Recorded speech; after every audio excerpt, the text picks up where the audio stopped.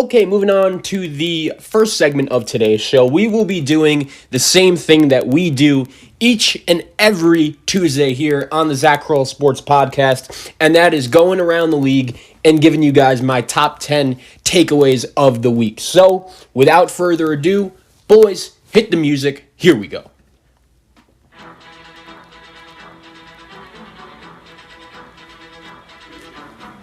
Takeaway number one.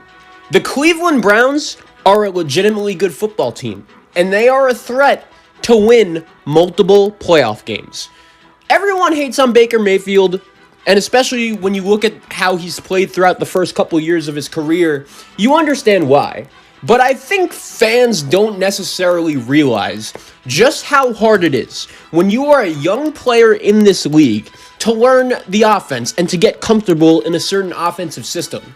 And it doesn't necessarily help when you're on a team like the Cleveland Browns, who throughout Baker's first 3 years has had 3 different coaches. But now, when you look at the Cleveland Browns, this is a team that has a quarterback that looks very comfortable in Kevin Stefanski's offense. The offensive line is elite, and that was without Wyatt Teller, who got hurt on Sunday Night Football, and they were super banged up, and they still found a way to get the job done. They have one of the most consistent running games in the NFL with Nick Chubb and Kareem Hunt. Kevin Stefanski would be either 1 or 1A in my Coach of the Year. Right now, it's between him and Ron Rivera. It's very, very close.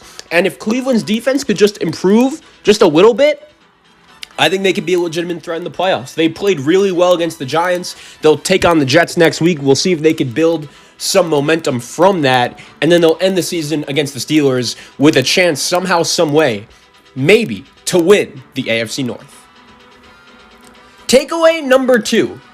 Mitchell Trubisky is another guy who right now is playing legitimately good football. And I'll tell you what, right now, if you put a gun to my head and ask me, Zach, who is going to be the number 7 seed in the NFC? Who is going to get that last wild card spot? My answer, and I'm not kidding when I say this, would be the Chicago Bears. And it's crazy because I remember being on this podcast a couple weeks ago, and I told you guys it's a wrap for the Bears. Matt Nagy should be fired. Ryan Pace should be fired. And since then, they even lost a heartbreaking game against the Detroit Lions where they had a lead for most of the game. If they could have won that game, I think the Chicago Bears right now would be actually comfortably sitting in a playoff spot. Unfortunately, they didn't lose that game, but to their credit, the last 2 weeks, they have played really good football. I don't really know if anyone could have necessarily expected them to beat the Houston Texans, let alone the way they did in blowout fashion. I don't know if anyone could have seen the fact that their offense went into Minnesota on Sunday and just dominated the pace and the tempo of the game. And even though it was a close game throughout, I don't know about you guys watching, but there was not really a second that I expected for the Chicago Bears to lose that game. So props to Matt Nagy, props to Mitchell Trubisky. Nagy may be coaching for his coaching life. Trubisky may be playing for his quarterback life in Chicago. And if that defense could step up a little bit, if that defense could be the team full of guys that we've known it to be over the last couple of years with guys like Khalil Mack, with guys like Roquan Smith and Akeem Hicks and Kyle Fuller stepping up, maybe this Bears team is not done yet, and they're a team really, over the last couple of weeks, that has come out of nowhere in the NFC playoff picture. Takeaway number 3.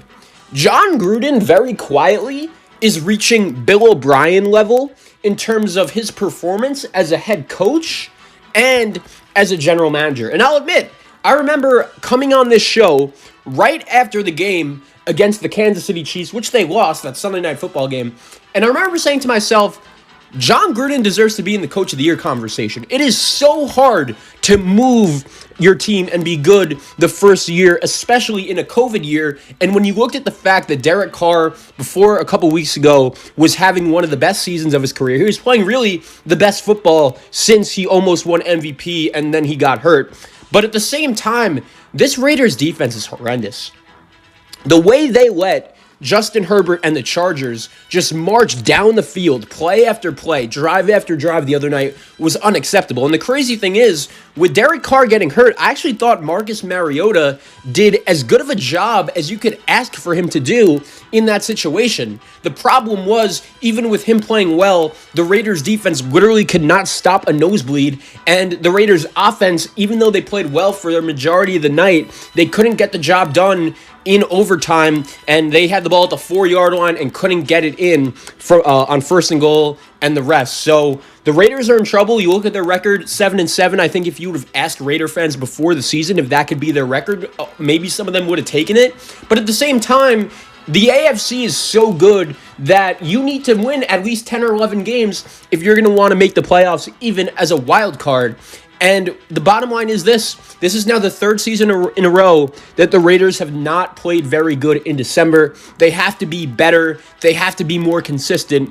And John Gruden is still going to be there for about 7 to 8 more years. That is a big, big problem if this losing continues. Takeaway number 4. Is it safe to say that maybe the Pittsburgh Steelers are fraud?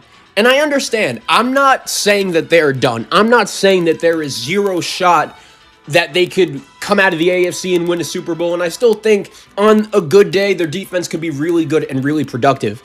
But man, you got to beat the Cincinnati Bengals with Ryan Finley at quarterback last night, man. You have to. And I remember a couple weeks ago, after the Steelers lost to Washington and then they lost to Buffalo on Sunday night, there were a lot of people saying that this Steeler team kind of has 2019 New England Patriots vibes. And if you listen to the show for long enough, you know that I am someone that has been on the Steeler bandwagon for a really long time. I think, the only person I knew that in the preseason predicted the Pittsburgh Steelers to come out of the AFC and make the Super Bowl. And I totally understand. Early in the season, that was looking like a great pick. Their defense was all over the place. Big Ben, even though he wasn't completing the deep ball at that high of a rate, he was doing enough on offense. And I even remember coming on this show and saying, look, the Steelers went 8-8 last year without Ben Roethlisberger, and then he comes back, and boom, they win 8 games in their sleep. But I got to be honest with you guys. I don't know how you could watch the Pittsburgh Steelers right now and just have no worry about them offensively. They can't run the ball. Ben can complete a deep ball. I guess the one positive is that their receivers actually caught the ball last night. But even last night, man, the Steelers had some momentum coming into the second half. They made it 17-10, and as good as the Steelers' defense has been all season, they let Ryan Finley drive right down the field and score that touchdown, which I think was really the difference maker in that game. As much as I love the Steelers, if you want to call yourself a Super Bowl contender, you have to beat the Bengals on the road in that situation. And right now, when you look at the AFC, out of all of the teams, they could be the one I'm most worried about at the moment. Takeaway number 5. Cliff Kingsbury has to be careful because there are at least 2 games this season where he has just blown it for the Arizona Cardinals. And I got to be honest with you guys, watching that Cardinal-Eagle game on Sunday, first of all, the 4:30 window on Sunday was on fire. There were so many good games all across the board, and I know there are only 3, but between Jets, Saints, and Jets, Rams, Cardinals, Eagles, and Chiefs, Saints, there were some really good games all across the board. But going back to Cliff Kingsbury, I don't know how many of you guys were locked into that Cardinal-Eagle game.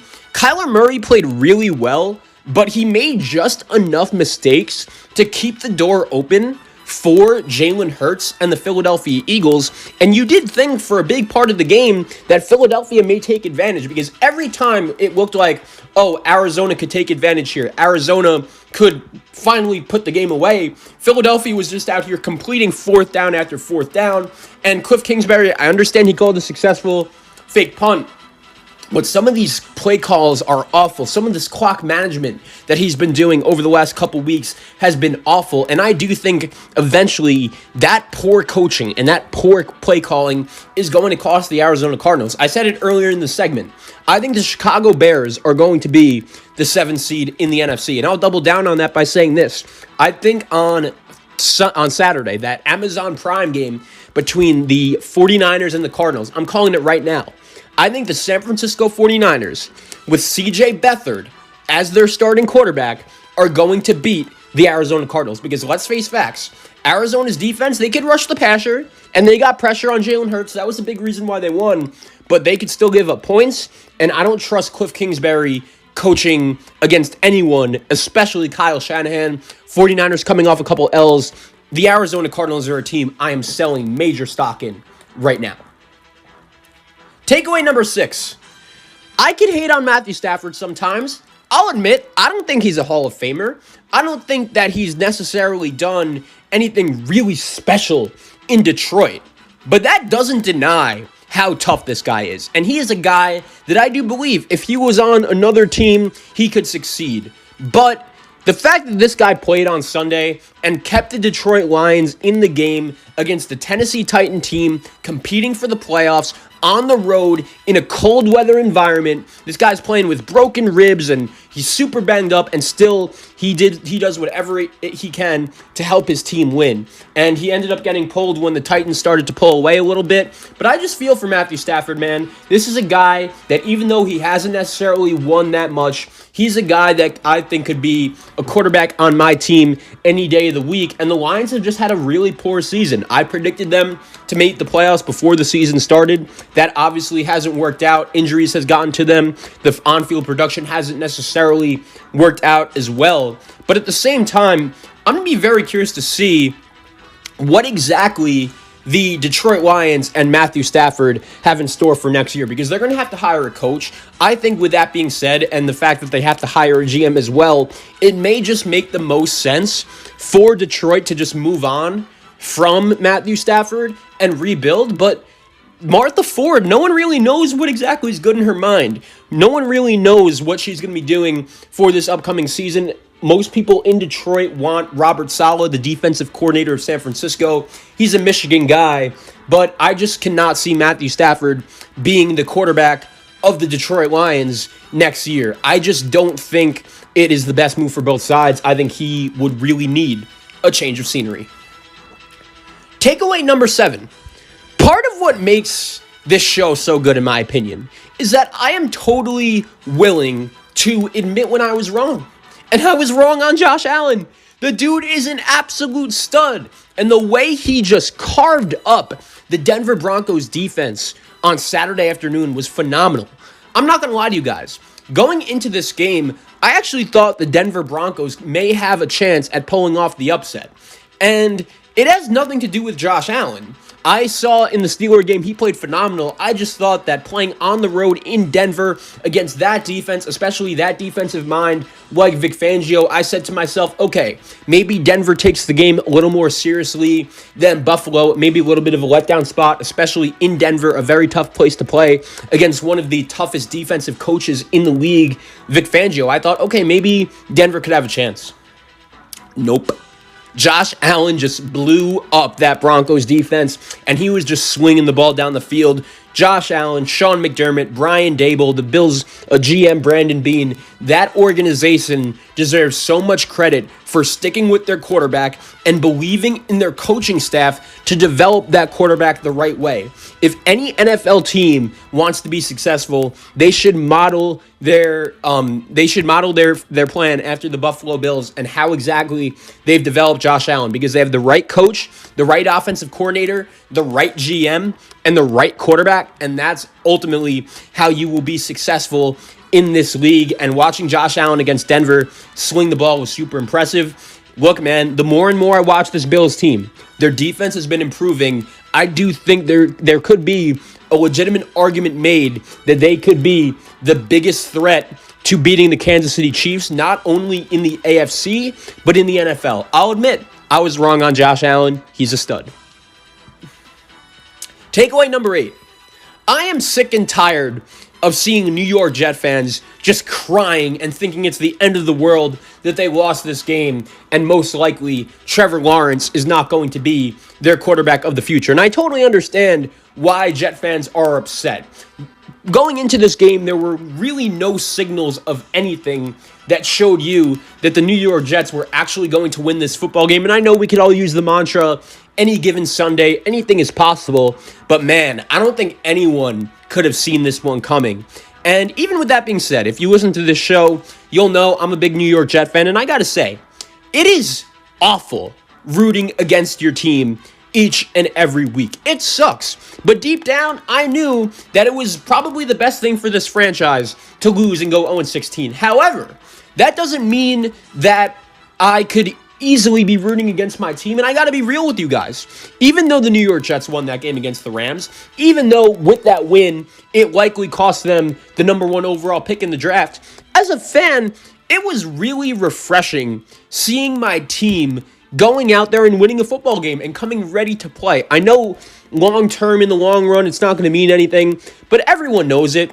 When organizations are quote unquote tanking, it is not the players on the field that are out here doing the tanking. It's the management, because they know deep down the best thing for this organization is to lose a handful of games opposed to going 8-8 or 7-9. But if you're think about it this way. If you're a backup on this New York Jet team, are you honestly going to be out here thinking to yourself, okay, even if I tank this game, I'm going to be on a team next season? These players are fighting for their job. They're fighting for their lives. It had to feel good for Sam Darnold going out there and getting the job done. And I do believe no matter what happens on a football field going in, anything is possible. Takeaway number 9. I totally understand that the Tampa Bay Buccaneers went into Atlanta and had a really nice comeback win over the Atlanta Falcons. And I'll admit, Tom Brady played really well in the second half of that game. It did give me a lot of similarities to the Super Bowl against the Atlanta Falcons. But I am still selling my Tampa Bay Buccaneers stock. I still cannot tell you one thing in particular that this Tampa Bay Buccaneer team does well. And I am really looking forward to betting against them in the first round of the playoffs. Because let's face it, in the first half, the last 2 weeks, this team has just not come ready to play at all. And when you have a quarterback like Tom Brady, that can't happen, because in the playoffs, if you're out here spotting teams 17-0 leads, you're not going to be able to win each and every game. Last week, I said on this show, if the Minnesota Vikings had a somewhat good field goal kicker and not Dan Bailey, I do think that they could have easily won that game against Tampa Bay 2 weeks ago. They were, in my opinion, the better team in that game. However, like Tom Brady always does, he took advantage of the Vikings' mistakes, and somehow, some way, the Bucs were able to pull out a victory. And they deserve props for that. They were able to do the same thing against the Falcons. I get it. I just think in the playoffs, they're not going to be able to rely on that. And I also remember saying to you guys that after the Buccaneers took that brutal loss to the Kansas City Chiefs, I looked at their schedule and said, hey, the next couple games look easy. They should go 4-0 and maybe enter the playoffs with some momentum. However, I also said that if that does occur, I'm not going to be taking them seriously, because that's what Tom Brady's been doing for the last 3 years, winning games against bad teams. Like, I hate to say it, but besides that Packer game, when have the Bucs beaten a good team? Never. And I don't expect it to happen again either. And takeaway number 10. The Seahawks and Washington football team was reminiscent of a playoff game for 2 reasons. Number 1, I think Seattle very quietly is starting to peak at the right time. Chris Carson and Rashad Penny are both healthy, and if you look at the numbers over the last couple of years, Seattle is a significantly better football team when they have their group of healthy running backs on the field. And very quietly, I'll give the Seahawks defense credit. They've been playing much better as of late. Even though they lost the game against the Rams, they really played well then. They beat Arizona because of a play by Carlos Dunlap on the defensive side of the ball. Obviously, having Jamal Adams back in the mix helped things. And with the Rams taking the loss to the Jets, that NFC West could be in Seattle's taking. This Sunday is going to be a huge game between Seattle and the Rams. I think the loser of that game is going to have a tough time getting to their goal of making the Super Bowl. But Seattle is a team to watch out for. With their quarterback play, I know Russ hasn't been himself over the last couple weeks, but we all expect him to turn it on come playoff time, and I think Seattle is a legitimate threat to come out of the NFC. But what I'll also say is this. The Washington football team, if they could just have consistent quarterback play and a healthy quarterback and maybe get Antonio Gibson back from that toe injury, I think Washington could be a threat as well. We saw a couple weeks ago that defense gives them the ability to single-handedly wreck a football game. And that's what Chase Young did against the San Francisco 49ers when he returned the fumble for a touchdown. They did that against Pittsburgh, shutting down that Steelers offense. And even when Washington was down 20-3 yesterday, somehow, some way, they still found a way to make it a close game in the end. Ron Rivera deserves a lot of credit, and it's crazy because Alex Smith, I know the numbers aren't really going to jump out at you, but that dude wins football games, and he'll do whatever it takes to get the job done.